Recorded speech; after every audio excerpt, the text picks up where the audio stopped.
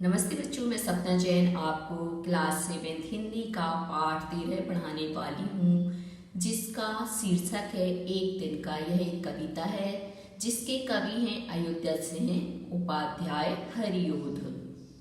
तो चलिए शुरू करते हैं। एक दिन का।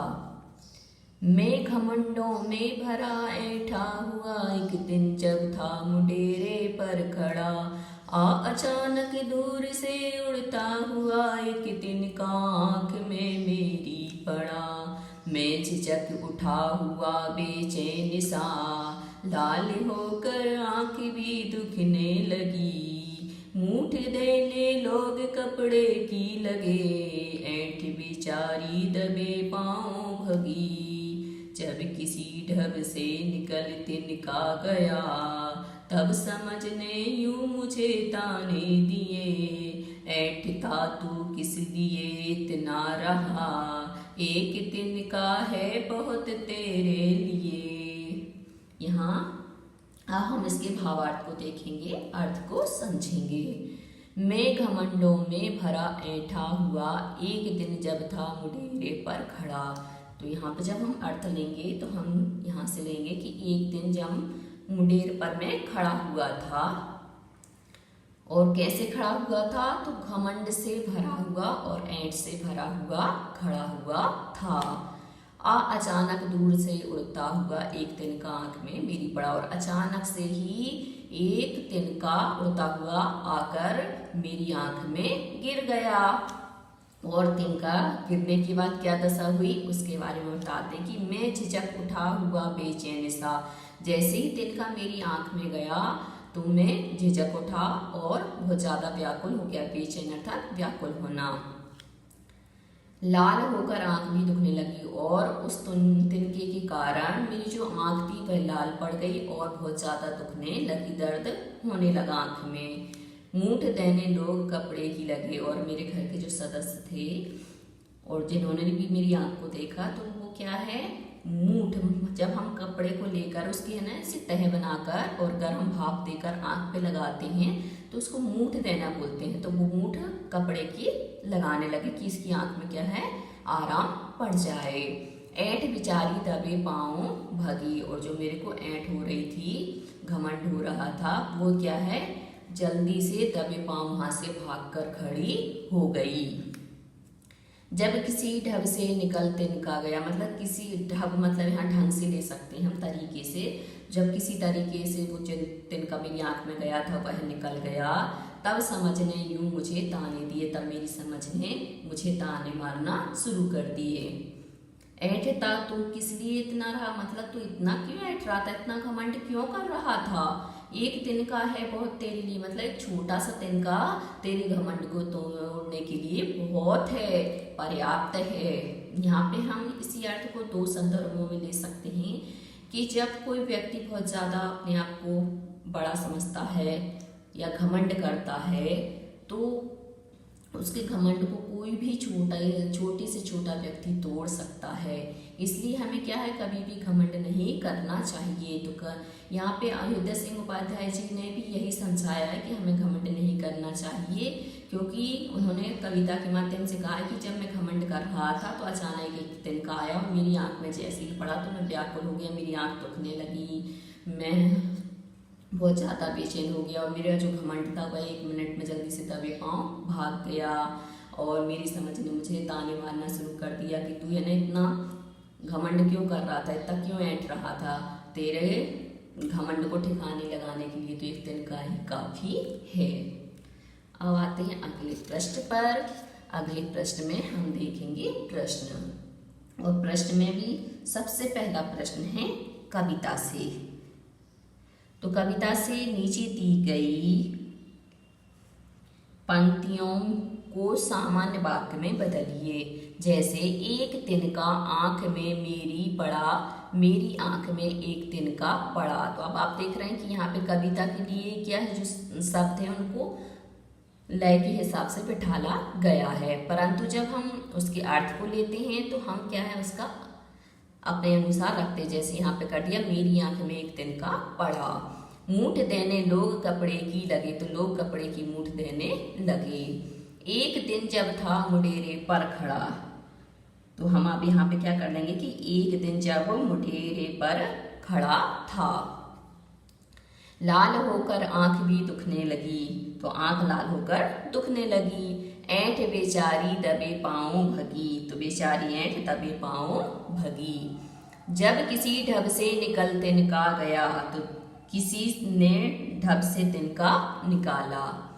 अब यहाँ पे दूसरा प्रश्न है कि एक तिनका कविता में किस घटना की चर्चा की गई है जिससे घमंड नहीं करने का संदेश मिलता है।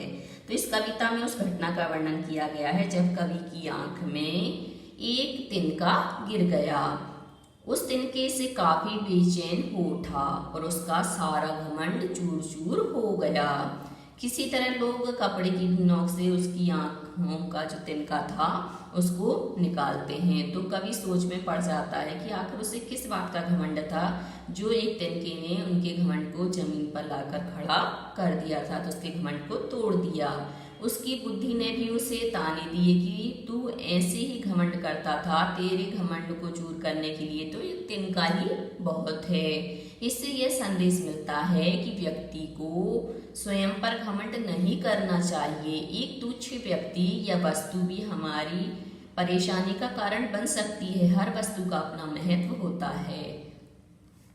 आंख में तिनका पड़ने के बाद घमंडी की क्या दशा हुई? तो आंख में तिनका पड़ने पर उसकी आंख लाल हो गई, दुखने लगी, वह बेचैन हो गया, उसका सारा घमंड समाप्त हो गया। घमंड की आंख से तिनका निकालने के लिए उसके आसपास लोगों ने क्या किया? तो घमंडी की आंख से तिनका निकालने के लिए उसके आसपास के लोगों ने कपड़े की मूठ बनाकर उसकी आंख में डाली, ताकि उसकी जो है तिनके से दुख हो रहा है, दर्द हो रहा है, वह दूर हो जाए। आपकी माँ भी आपके साथ ऐसे ही करती होगी। जब आप बोलती कि माँ आँख दुख रही, माँ आँख दुख रही, तो सबसे पहले माँ क्या करती है? जल्दी से अपनी साड़ी का पल्लू लेती है या दुपट्टे का पल्लू लेती है और जल्दी से भाप निकाल के गरम गरम और आपकी आंखों पर लगाती है। उसे ही हम ऐंठ कहते हैं। सॉरी, ऐंठ नहीं, मूठ। घमंडी की आंख से तिनका निकालने के लिए उसके आसपास लोगों ने क्या किया? तो मूठ बनाकर दी थी। एक तिनका कविता में घमंडी को उसकी समझ ने चेतावनी दी। ऐंठता तू किस लिए इतना रहा, एक तिनका है बहुत तेरे लिए। इसी प्रकार की चेतावनी कवि ने भी दी है। तिनका कभऊ न निंदिए, पाँव तले जो होय, कभऊ उड़ी आँखिन परे, पीर घनेरी होय। इन दोनों में क्या समानता है और क्या अंतर है, लिखिए। तो यहाँ पर एक तो क्या है, ऐंठता तू किस लिए इतना रहा, एक तिनका है बहुत तेरे लिए। मतलब तू इतना क्यों ऐंठ रहा है, इतना घमंड किस लिए कर रहा है? तेरे घमंड को चूर चूर करने के लिए तो एक तिनका ही काफी है। और ऐसे ही कवि ने कहा है कि तिनका कबो न निंदी, मतलब छोटे व्यक्ति को कभी छोटा नहीं समझना चाहिए, उसकी निंदा नहीं करनी चाहिए। क्योंकि पांव तले जो हुए, क्यों? क्योंकि वही तुम्हारे पैरों के तले होता है। और वही तिनका यदि उड़कर आपकी आंख में पड़ गया तो आपकी आंखों को बहुत ज्यादा कष्ट होगा। तो ऐसे ही हम छोटे बड़े व्यक्ति के संदर्भ में ले सकते कि तुम अभी अमीर हो तो अमीर होकर इतना घमंड कर रहे हो और छोटे को बहुत ज़्यादा छोटा समझ रहे हो, परंतु वो छोटा व्यक्ति भी बहुत अमीर हो सकता है और वही अमीर हो जाएगा तो आपकी को क्या है, आंखों में खटकेगा। और जबकि आपकी आंखों में खटकेगा तो आपको बहुत ज़्यादा पीड़ा होगी। और दूसरे अर्थ में भी हम समझ लेते हैं कि इनमें समानता क्या है। तो उपरोक्त वाक्यांश के माध्यम से कवि ने यह संदेश दिया है कि अहंकार नहीं करना चाहिए, क्योंकि एक छोटा सा तिनका भी अगर आंख में पड़ जाए तो मनुष्य व्याकुल हो उठता है। इन दोनों वाक्यांशों की पंक्तियों में अंतर, दोनों वाक्यांशों में अंतर यह है कि हरिओत जी द्वारा लिखी पंक्तियों में किसी प्रकार के अहंकार से दूर रहने की चेतावनी दी गई है, क्योंकि एक तिनका भी हमें अहंकार को चूर चूर कर सकता है। और छोटे से छोटी वस्तु का अपना महत्व होता है। दोनों में घमंड से बचने की शिक्षा दी गई है। प्रत्येक तुच्छ समझी जाने वाली वस्तु का अपना महत्व होता है, इसलिए उसे इतना तुच्छ नहीं समझना चाहिए कि उसके कारण से आपको ही पीड़ा हो। अगला प्रश्न है आपका, अनुमान और कल्पना। इस कविता को कवि ने मैं से आरंभ किया है। मैं घमंडों में भरा ऐंठा हुआ। कवि का यह मैं कविता पढ़ने वाले व्यक्ति से भी जुड़ सकता है और तब अनुभव यह होगा कि कविता पढ़ने वाला व्यक्ति अपनी बात बता रहा है। यदि कविता में मैं की जगह वह या कोई नाम लिख दिया जाए तब कविता के वाक्यों में बदलाव आ जाएगा। कविता में मैं के स्थान पर वह या कोई नाम लिखकर वाक्यों के बदलाव को देखिए और कक्षा में पढ़कर सुनाइए। तो यहाँ पे मैं का जैसे संबोधन जो होता है तो वह घमंड के लिए लेते हैं, क्योंकि जब हम कोई बात कहते हैं तो हम अपने को श्रेष्ठ मानते हैं। जैसे मैंने ये काम किया, मैं बहुत बहादुर हूँ, तो यहाँ पे थोड़ा सा अहंकार घमंड की भावना आ जाती है। परंतु यहाँ पे कवि बता रहे कि यदि मैं की जगह वह या किसी का नाम लिख दिया जाता तो मैं के स्थान पर कोई व्यक्ति, तो फिर कविता में क्या बदलाव हो जाता, तो उसको हमें पढ़कर बताना है कि मैं की जगह वह करेंगे तो कविता कैसी हो जाएगी। तो देखिए कैसे हो जाएगी कविता। वह घमंडों में भरा ऐंठा हुआ, एक दिन जब था मुंडेर पर खड़ा, अचानक दूर से उड़ता हुआ एक तिनका आंख में उसकी पड़ा। वह झिझक उठा हुआ बेचैन सा, लाल होकर आंख भी दुखने लगी। मूठ देने लोग कपड़े की लगे, ऐंठ बेचारी दबे पाँव भगी। जब किसी ढब से निकल तिनका गया, तब उसकी समझ ने यूं उसे ताने दिए। ऐंठता तो किस लिए इतना रहा, एक तिनका है बहुत तेरे लिए। अब हमने मैं की जगह क्या कर दिया, वह का प्रयोग कर लिया। ऐसे ही वह की जगह हम नाम भी दे सकते थे, जैसे हमने नाम लिया राम घमंडों में भरा ऐंठा हुआ, एक दिन जब था मुडेरे पर खड़ा। तो इस प्रकार से हम नाम से भी सुना सकते हैं। अब अगला प्रश्न है, नीचे दी गई पंक्तियों को ध्यान से पढ़िए। ऐंठ बिचारी दबे पाँव भगी, तब समझने यूं मुझे ताने दिए। इन पंक्तियों में ऐंठ और समझ शब्दों का प्रयोग सजीव प्राणी की भांति हुआ है। कल्पना कीजिए यदि ऐंठ और समझ किसी नाटक में दो पात्र होते तो उनका अभिनय कैसा होता। अब इसको हमें संवाद शैली में बताना है। संवाद मतलब बातचीत की शैली में, क्योंकि नाटक में आपने देखा होगा जो लोग पात्र होते हैं वह कैसे बात करते हुए दिखाई देते हैं। तो अब ऐंठ और हम समझ की यहाँ पर बात करवाएंगे। तो देखिए ऐंठ और समझ। ऐंठ इतना ऐंठती क्यों हो, समझ। ऐंठ समझ यह है तेरी समझ से बाहर की बात है, तू नहीं समझेगा। समझ ऐसी कौन सी बात है जो मेरी समझ में नहीं आती। ऐंठ समझ तेरी समझ में यह नहीं आता कि यदि मनुष्य सुंदर हो, धनवान हो, समाज में ऊंचा स्थान रखता हो तो उसे अपने ऊपर घमंड आ ही जाता है। समझ नहीं। ऐंठ कभी घमंड नहीं करना चाहिए, क्योंकि ये सब तो क्षणभंगुर हैं, कभी भी नष्ट हो सकते हैं। लेकिन मनुष्य की विनम्रता, उसकी परोपकार की भावना, उसका हंसमुख स्वभाव कभी नष्ट नहीं होता है। और इतने में ही ऐंठ की आंख में एक तिनका उड़कर आ जाता है।